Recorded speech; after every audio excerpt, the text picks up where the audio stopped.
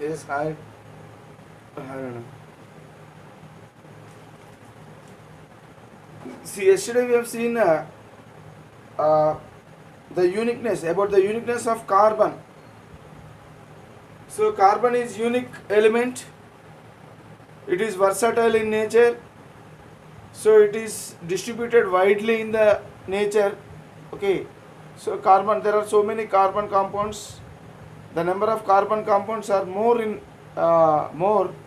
when compared to the number of the compounds formed from other elements. So because of some specific properties or else some specific characters of the carbon, so carbon is able to form so many compounds. So we have seen those specific characters in our previous class. Now, as a continuation of that previous class, we will be learning about the allotropes of carbon, because allotropy, carbon is exhibiting allotropy. Allotropy. What is allotropy? Allotropy means if an element exists in more than one physical forms, okay, then all those physical forms are said to be allotropes. For example, take allotropes of carbon. So these are all several allotropes of carbon. Okay. So all these allotropes of carbon, they have similar chemical properties, but they differ physically in physical properties. Now we will study about the allotropes of carbon. So allotropes of carbon are classified into two types: amorphous, AMORPHOUS, amorphous form, and crystalline form. So amorphous form means highly reactive and non-crystalline form of carbon is said to be amorphous form of carbon, and the other form is crystalline form. So amorphous forms, examples: coal, coke, wood, charcoal, gas carbon, lamp black, sugar charcoal, animal charcoal, petroleum coke, etc. So these are some of the examples of amorphous forms of carbon. So these are amorphous allotropes of carbon.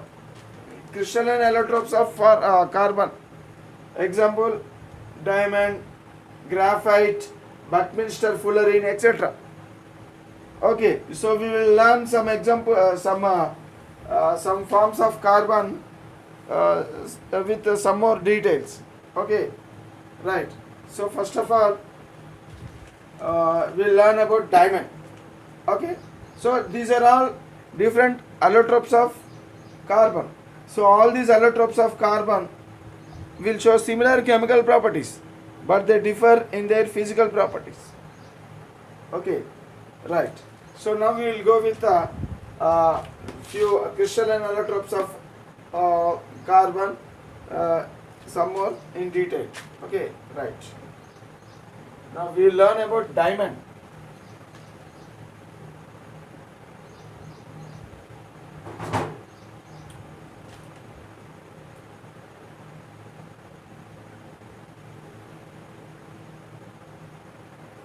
See how diamond is made.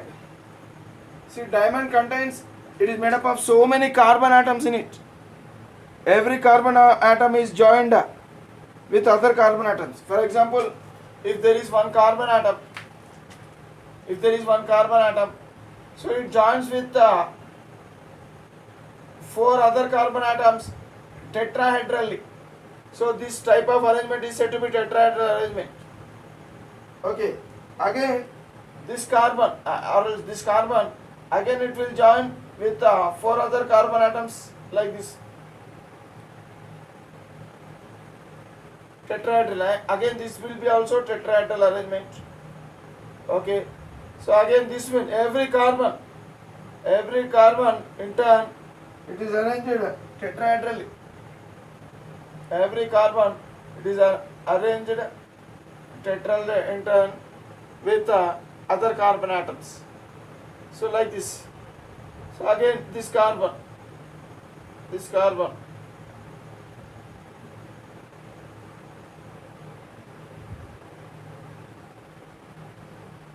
So in this way, in this fashion, so it appears to be hexagonal rings like this structure. It appears to be hexagonal ring like structures. Okay, so so many carbon atoms will join. So every carbon atom in diamond, every carbon atom undergo sp3 hybridization.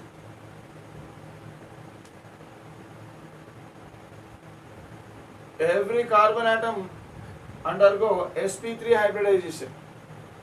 It is bonded with the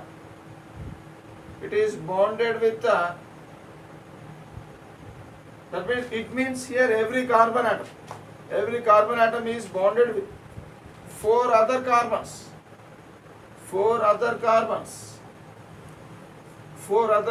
atoms tetrahedrally.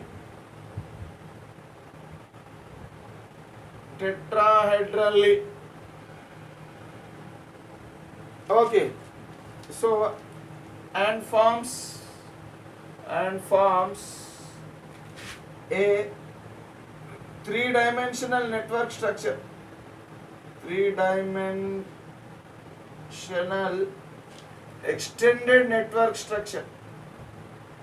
Extended network structure. Extended network structure. And one thing here, the carbon bonds are very strong. So between carbon bond, already we have learned carbon bond is very strong.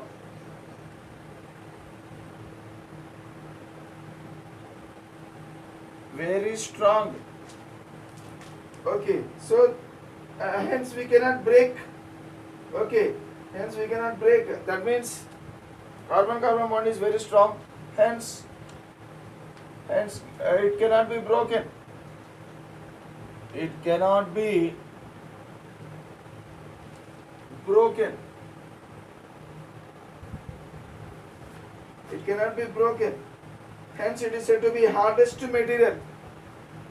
Hence it is said to be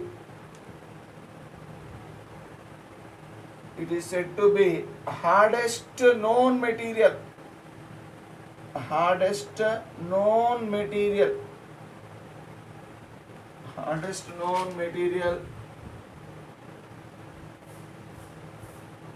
Okay, and its value is 10 on Mohs scale.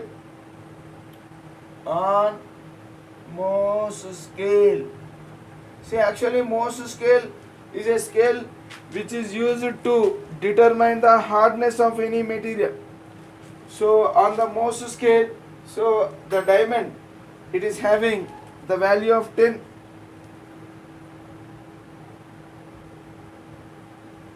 Okay.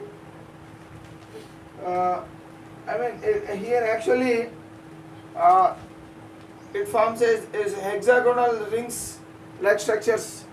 It appears to be fused hexagonal ring like structures. It appears to contain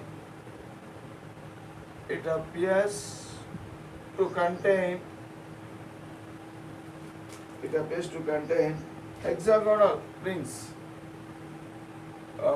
hexagonal ring-like structures, hexagonal rings in it. Okay, which are spread three-dimensionally.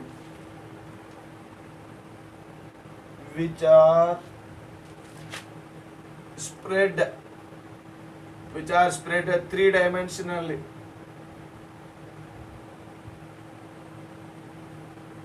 spread three-dimensionally. Okay, right. Next, some more points.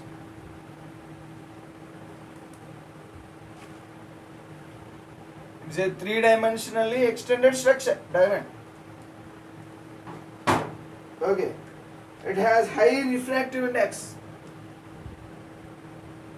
It has high refractive index.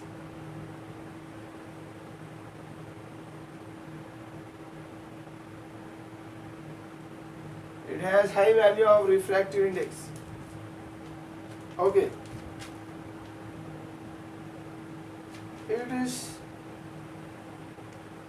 It is electrical insulator, as there are no free electrons. As there are no free electrons. No free electrons. Because of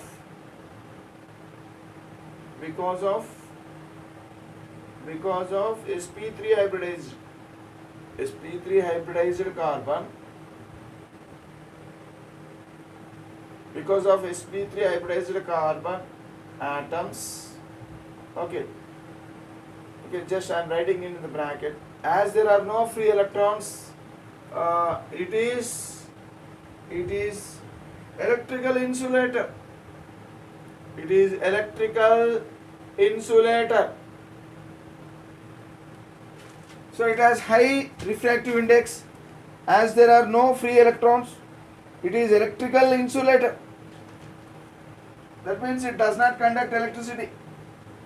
So for any material to conduct electricity, it should contain either free electrons or free ions. As it is a solid one, as it is a crystalline and solid material, so it should possess free electrons. If it possesses free electrons, then only it will conduct electricity, because for solids to conduct electricity, they require free electrons. But in diamond, there are no free electrons. Why? Because carbon is undergoing sp3 hybridization. Okay, as it is having sp3 hybridization, so it is not having any free electrons. So all the orbitals,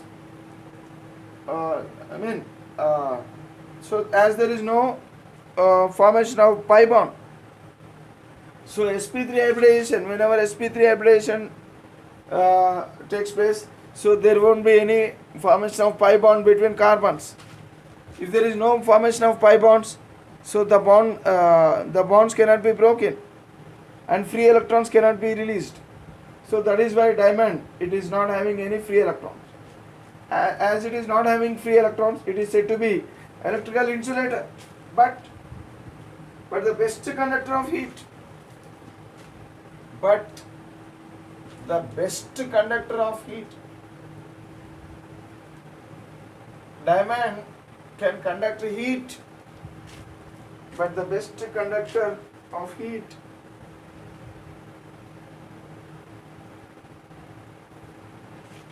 Hence used in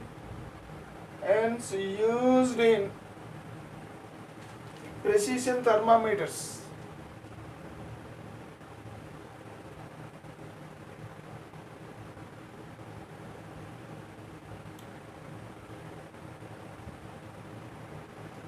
Hence used in precision thermometers. Okay. So like this.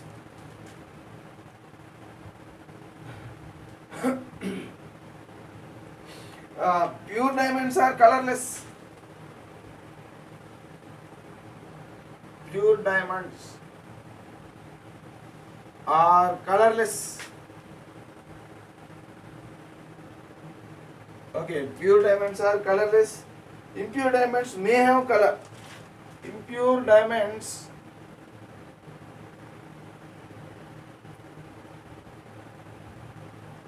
may have color.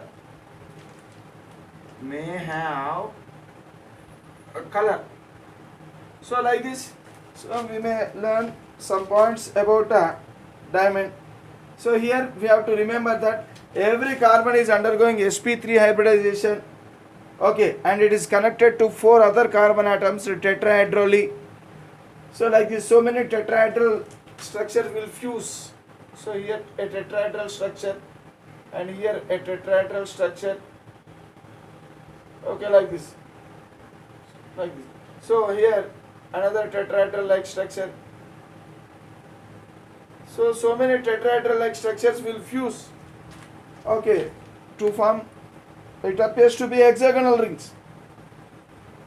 So like this, it's a complex structure, extended three-dimensional structure. So like this, these are some of the points related to diamond. Now let us learn another allotrope of carbon,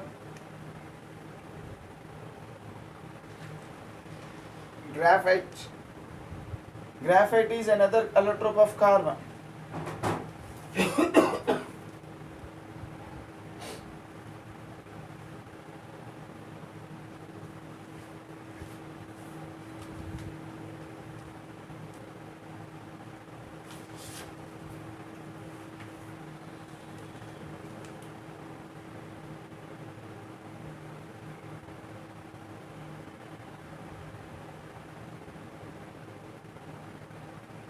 Graphite is another allotrope of carbon. See, in graphite, every carbon atom undergo sp2 hybridization.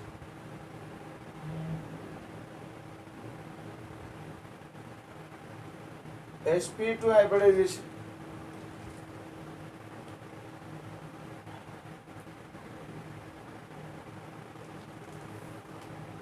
And it is linked with three, bonded with every carbon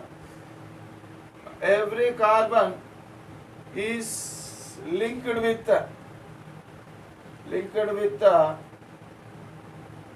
three other carbon atoms.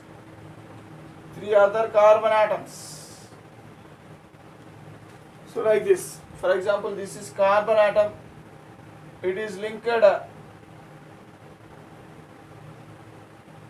this carbon atom, it is linked with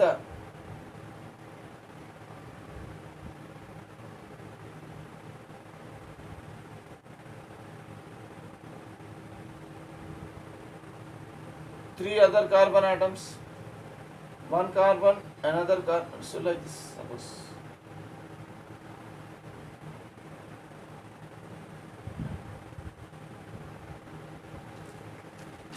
So out of three, this is a central carbon atom, and it is linked to three other carbon atoms. So out of three bonds, the central carbon atom, it is having two single bonds and one double bond, like this.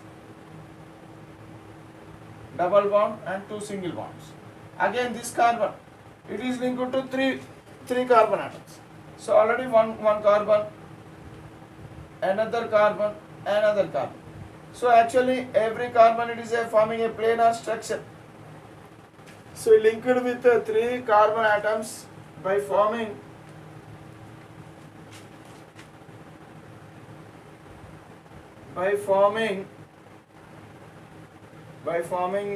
trigonal planar structures.